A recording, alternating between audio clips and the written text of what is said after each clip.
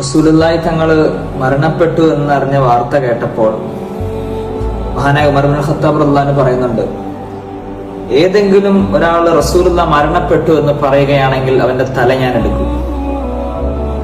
മറ്റ് സഹാബികള് റസൂലില്ലാത്ത മദീന എനിക്ക് കാണണ്ടെന്ന് പറഞ്ഞ് കണ്ണു കുത്തിപ്പൊട്ടിച്ച് കളയാൻ ശ്രമിച്ച സഹാബാക്കൾ, റസൂലില്ലാത്ത മദീനയിൽ എനിക്ക് ഇനി ബാങ്ക് വിളിക്കാൻ സാധിക്കില്ല എന്ന് പറഞ്ഞ് ദൂരത്തേക്ക് നാട് വിട്ടുപോയ മഹാനായ ബിലാൽ ഇബ്നു റബാഹ റളിയല്ലാഹു അൻഹു, ഇവരൊക്കെ നാളെ ആഖിറത്തിൽ നിൽക്കുമ്പോൾ, ഇവരൊക്കെ നാളെ ആഖിറത്തില് റസൂലുള്ളാഹിയുടെ കൂടെ നിൽക്കുമ്പോഴാണ് റസൂലുള്ളാഹി ഇത്രയും നമ്മളെ സ്നേഹിച്ചിട്ട് നമ്മള് റസൂലുള്ളാഹിനെ തിരിച്ച് സ്നേഹിക്കാതെ റസൂലുള്ളാഹിയുടെ സുന്നത്തനുസരിച്ച് ജീവിക്കാത്ത നമ്മൾ റസൂലുള്ളാഹിയുടെ നാളെ ശുപാർശയ്ക്കായി ചെല്ലുന്നത്.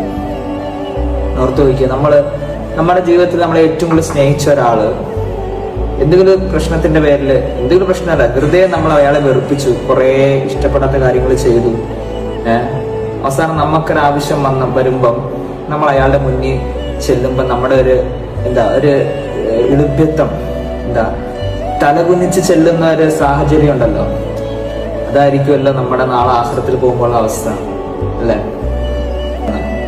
എന്നിട്ടും റസൂലുള്ളാഹി സ്വല്ലല്ലാഹു അലൈഹി വസല്ലം നാളെ നമ്മളെ കാത്തിരിക്കും.